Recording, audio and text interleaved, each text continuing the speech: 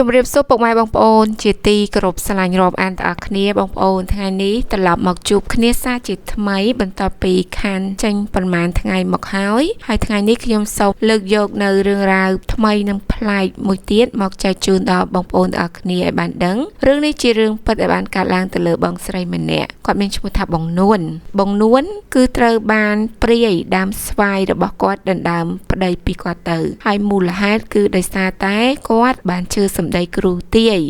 ថាឲ្យគាត់កាប់ដើមស្វាយនឹងចេញទៅប្តីរបស់គាត់នឹងជាសះស្បើយប៉ុន្តែមិននឹកស្មានសោះថាបន្ទាប់ពីគាត់បានកាប់ដើមស្វាយនឹងរួចហើយគាត់គិតថាប្តីគាត់នឹងជាសះស្បើយឡើងវិញប៉ុន្តែមានឯណាប្តីរបស់គាត់កាន់តែលើសដើមហើយលែងរវីរវល់ឃើញមុខគាត់ចេះតែខឹងហើយចេះតែដេញវាយធ្វើបាបគាត់តែម្ដងដោយសារតែគាត់មិនអស់ចិត្តគាត់ក៏បានទៅឲ្យគេបញ្ជាន់រូបមើលក៏គ្រូនិយាយថាប្តីរបស់គាត់គឺត្រូវបានព្រាយចូលសន្ធិដ្ឋនៅក្នុងខ្លួនហើយត្រូវបានព្រាយនឹងយកប្តីគាត់ទៅធ្វើប្តីហើយព្រាយដែលសន្ធិដ្ឋនៅក្នុងខ្លួនប្តីរបស់គាត់មិនមែនមួយខែឬក៏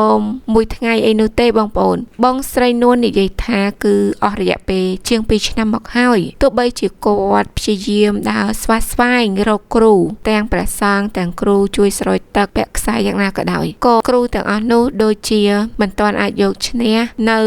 បារមីរបស់ព្រាយនោះបាននៅឡើយនោះទេហើយព្រាយនេះមូលហេតុដែលដណ្ដើមប្តីពីគាត់ដោយសារតែបងស្រីទៅកាប់ដើមស្វាយនោះដែលជាចម្រោករបស់គេដូច្នេះហើយគេខឹងគេក៏យកប្តីគាត់តែម្ដងទៅរឿងរ៉ាវមួយនេះបើបងប្អូនស្ដាប់មើលទៅវាពិតជាចម្លែកនិងស្ទើរមិនគួរឲ្យជឿតែវាជារឿងពិតដែលបានកើតឡើងទៅលើបងស្រីនួន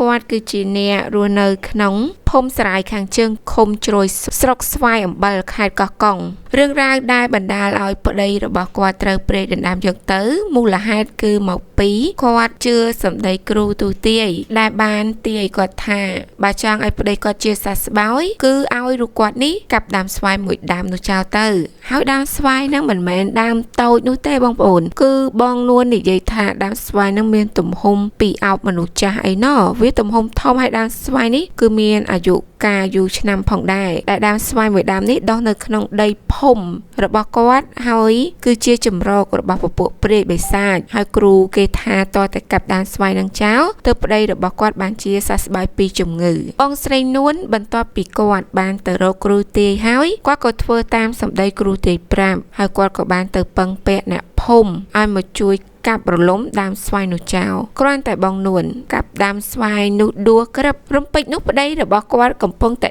ដេកស្ដោកស្ដឹងនៅលើគ្រែដើរក៏មិនរួចស្រាប់តែមិនដឹងមានកម្លាំងកំហែងមកពីណានោះទេក៏បានស្ទុះងើបមកហើយក៏បានដើរសម្ដៅមកកាន់ដើមស្វាយនោះមុនដំបូងបងនួនពេលដែលឃើញប្តីរបស់គាត់ដូច្នេះគាត់គឺមានអារម្មណ៍ថាសប្បាយចិត្តមែនទែនដែលគាត់បានថែមទាំងលួចសរសើរគ្រូនោះទេថាគ្រូពិតជាទាយឈុតមែនតែគាត់មិននឹកស្មានទាល់តែសោះថាប្តីរបស់គាត់មិនមែនដើរមកលក្ខណៈមនុស្សមានសភាពស្រួលបួននោះទេគឺប្តីរបស់គាត់បានដើរមកកញ្ឆក់ពុះថៅពីអ្នកភូមិម្នាក់ហើយថែមទាំងស្រែកជេរបញ្ចោ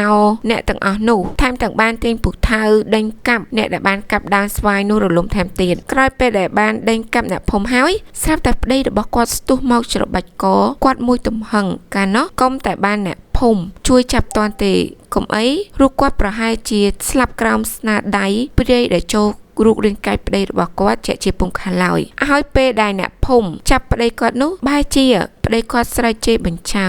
សំឡេងញែកដោយស្រែកជេរបញ្ចោមកលើរូបគាត់ថាមេងាប់ចោលកូនមីងាប់ចោលប្តីនឹងឯងមានភ្នែកបញ្ចេះមើលមកកាប់ដើមស្វាយបាក់រលំកិនប្តីនិងកូនអញងាប់គ្រាសល់ដោយក្នុងនោះអ្នកភូមិដែលបានចូលរួមទៅកាប់រលំដើមស្វាយនោះគាត់ក៏បាននិយាយថាប្តីរបស់បងនួនត្រូវព្រាយចូលបានស្រែកជុំលក្ខណៈស្រណោះស្រណោកបោកខ្លួនរនាពេញដីហើយបានស្រែកជេរដាក់បងនួនដូចចង់ស៊ីសាច់បងនួនទាំងរស់ថែមទាំងបានជេរដាក់បណ្ដាសាបងនួនថាមីហងឯងធ្វើឲ្យប្តីអញស្លាប់ដូច្នេះអញត្រូវតែសងសឹកច្របាច់កនាងឯងឲ្យងាប់ដើម្បីអញយកប្តីហងឯងមកធ្វើជាប្តីរបស់អញវិញម្ដងដោយសារតែហងឯងជួលគេទៅកាប់ដើមស្វាយរលំសង្កត់លើប្តីរបស់អញនិងកូនរបស់អញងាប់អស់ជាមួយរឿងរ៉ាវខាងលើនេះបងនួនក៏បាននិយាយទៀតថាប្តីរបស់គាត់ត្រូវព្រាយចូលនេះអស់រយៈពេលជាច្រើនឆ្នាំមកហើយ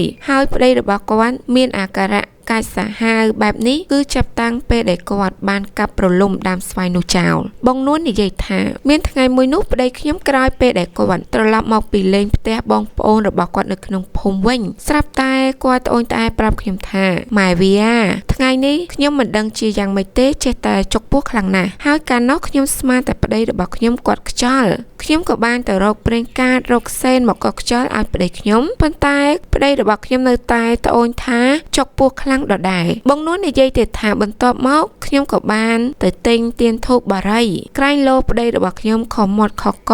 ទៅលើអ្វីមួយទើបបានជាដាក់ថ្នាំអ្វីក៏មិនបានលេបថ្នាំអ្វីក៏មិនត្រូវដូច្នេះហើយខ្ញុំក៏ទៅរៀបចំត្រណិបអញ្ជើញគ្រូជួយទូទាយមើលក្រែងលោប្តីខ្ញុំខុសមាត់ខកកទៅលើអ្វីមួយក្រោយពេលដែលខ្ញុំទៅរកគ្រូទាយគ្រូក៏បានទាយប្រាប់ខ្ញុំថាប្តីរបស់ខ្ញុំនេះគឺត្រូវអ្នកតានៅទិសនិរដីខឹងសម្បាឲ្យខ្ញុំនេះបែបនថ្វាយចេកមួយស្និតស្រាសមួយដបស្លាធម៌មួយគូនោះចេញទៅប្តីរបស់ខ្ញុំនឹងមានអាការៈធូរស្បើយហើយពេលដែលគ្រូទាយនោះនិយាយដូច្នេះខ្ញុំក៏បានធ្វើតាមស្រាប់តែប្តីរបស់ខ្ញុំបាត់ចុកពោះមួយរំពេចមែនប៉ុន្តែនៅក្នុងខ្លួនប្តីរបស់ខ្ញុំគាត់បែរជាធ្លាក់ខ្លួនឈឺចេះតែនិយាយរវើរវាយត្អូញថាអស់កម្លាំងហើយគាត់បាយក៏ពុំបានសម្រានក៏មិនដែលលក់អាការៈរបស់ប្តីខ្ញុំចេះតែមួម៉ៅដាក់ប្រពន្ធកូនជារឿយមិនត្រឹមតែប៉ុណ្ណោះពេលដែលគាត់មានអារម្មណ៍មិនល្អគាត់តែងតែបោកចានបោកឆ្នាំងលោតន្ទ្រាំជើងនៅលើផ្ទះ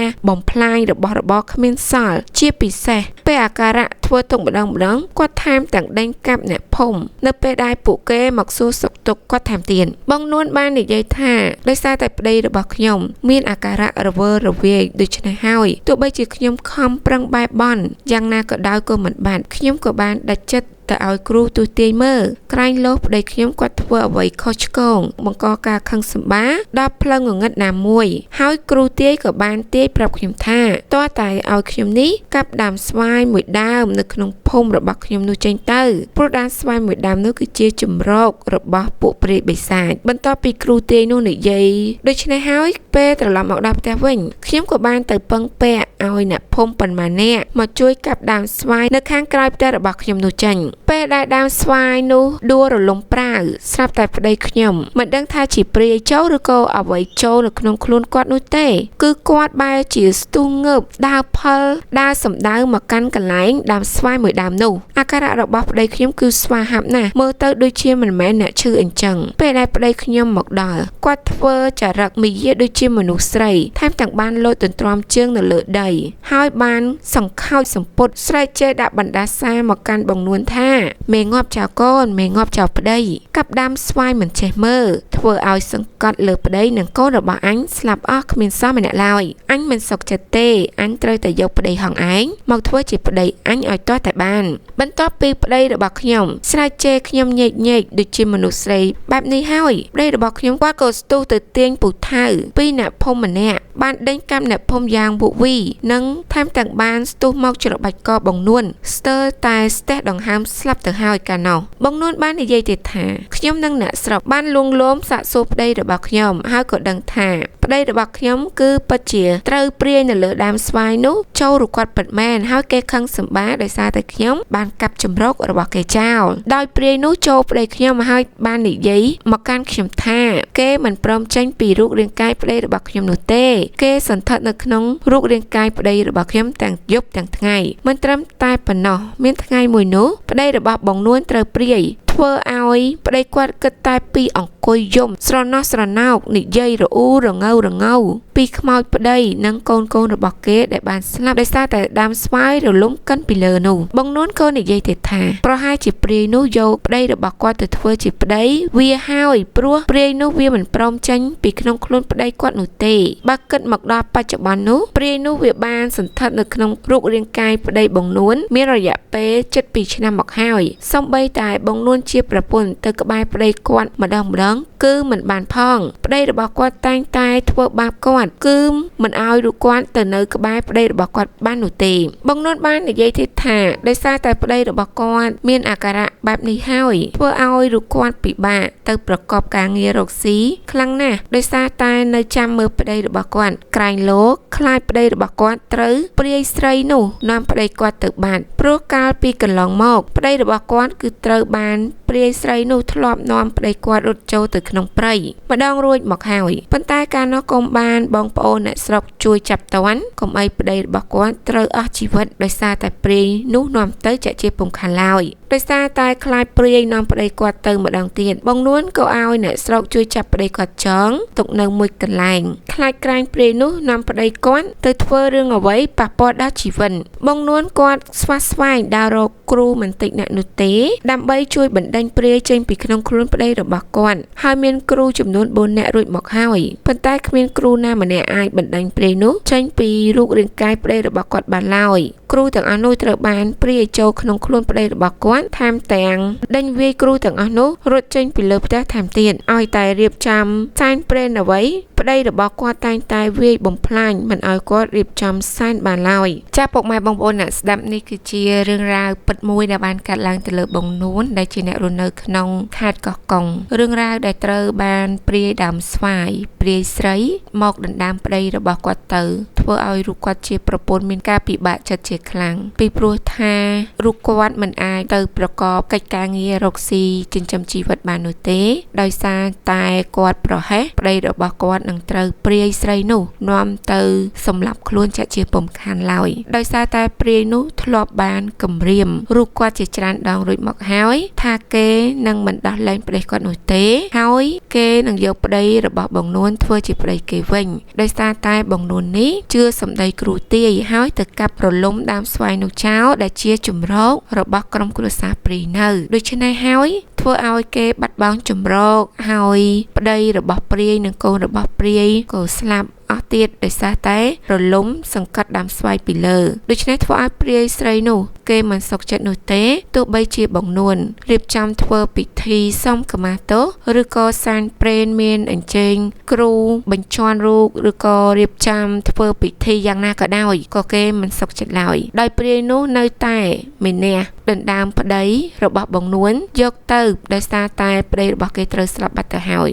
ថែមទាំងបានចូលក្នុងខ្លួនប្តីរបស់បងនួនមកច្របាច់កបងនួនប៊ីសនឹងបាត់បង់ជីវិតថែមទៀតកាលនោះកុំតែបានអ្នកភូមិជួយគាត់តនោះទេកុំអីគាត់ត្រូវស្លាប់បាត់បង់ជីវិតទៅហើយដោយឡែកបងនួនគឺគាត់តតម្រេះខ្លាំងមែនតែនពីព្រោះថាគាត់ស្វះស្វែងរកគ្រូជាច្រើនអ្នកដើម្បីមកព្យាបាលនៅអាការៈប្តីរបស់គាត់ប៉ុន្តែគ្រូទាំងអស់នោះគឺមិនអាចបង្ក្រាបព្រាយនៅក្នុងខ្លួនប្តីរបស់គាត់បាននោះទេហើយគ្រូដែលមកមើលប្តីរបស់គាត់ដល់ផ្ទះគឺត្រូវប្តីរបស់គាត់ដេញវាយរត់បះជើងសព្រាយតែម្ដងហើយពិធីរៀបចំសែនព្រេនអីក៏ត្រូវប្តីគាត់វាយបំផ្លាញខ្ទេចខ្ទីថែមទាំងនិយាយពាក្យដដែលថាព្រាយនោះគេនឹងយកប្តីគាត់ដោយសារតែប្តីគាត់បានសម្លាប់ប្តីរបស់គេនិងកូនរបស់គេងាប់ដូច្នេះហើយគឺគេមិនដោះលែងប្តីរបស់គាត់នោះទេបើតាមបងនួននិយាយបើគិតមកទល់បច្ចុប្បន្នគឺមានរយៈពេលជាង2ឆ្នាំមកហើយដែលប្តីរបស់គាត់ត្រូវបានព្រាយដណ្ដើមយកទៅធ្វើប្តីបែបនេះហើយបងនួននិយាយថាឲ្យតែគាត់ទៅចិត្តប្តីរបស់គាត់ម្ដងគឺប្តីរបស់គាត់តែងតែដេញវាយធ្វើបាបគាត់គឺចូលទៅចិត្តប្តីមិនបាននោះទេដូចជាមានអ្វីមួយមកខាំងឃារូបគាត់មិនឲ្យទៅក្បែរប្តីគាត់ដូចមុនទៀតបានឡើយហើយបងនួននិយាយថាចាប់តាំងពីប្តីរបស់គាត់មានអាការៈបែបនេះមកគឺគាត់មិនហ៊ានដេកម្នាក់ឯងនោះទេខ្លាចត្រូវប្តីរបស់គាត់ធ្វើបាបច្របាច់កគាត់ដូចលើកមុនទៀតហើយបងនួននិយាយថាកាលពីមុនមិនទាន់កាប់រលំដើមស្វាយប្តីរបស់គាត់គ្រាន់តែមានអាការៈឈឺធម្មតាប៉ុន្តែដូចជាមនុស្សមិនកាចសាហាវដល់ថ្នាក់ហ្នឹងប៉ុន្តែចាប់តាំងពេលដែលគាត់ទៅរកគ្រូទាយគ្រូឲ្យកាប់ដើមស្វាយនោះចោលមកស្រាប់តែប្តីរបស់គាត់ចេះរករឿងលោឡាបោកចានបោកឆ្នាំងហើយថែមទាំងធ្វើបាបប្រពន្ធកូនថែមទៀតហើយមូលហេតុដែលប្តីគាត់មានចរិតបែបនេះគឺដោយសារតែ ព្រាយនោះបានចូលមកសន្ធិដ្ឋនៅក្នុងប្តីរបស់គាត់គឺមិនចេញទៅណានោះទេទាំងយប់ទាំងថ្ងៃតែម្ដងចាពុកម៉ែបងប្អូនអ្នកស្ដាប់សម្រាប់រឿងរ៉ាវមួយនេះគឺខ្ញុំទទួលបានពីបងនួនដែលជាអ្នកនៅខាងខេត្តកោះកុងហើយបន្ទាប់ពីបងប្អូនបានស្ដាប់នៅរឿងរ៉ាវរបស់បងនួនរួចមានមតិយោបល់បែបណានោះបងប្អូនកុំភ្លេច comment នៅខាងក្រោមវីដេអូនេះអរគុណដល់បងប្អូនដែលបានស្ដាប់រឿងមួយនេះតាំងពីដើមរហូតដល់ចប់ជួបជាមួយនឹងខ្ញុំនៅរឿងរ៉ាវក្រោយៗបន្តទៀត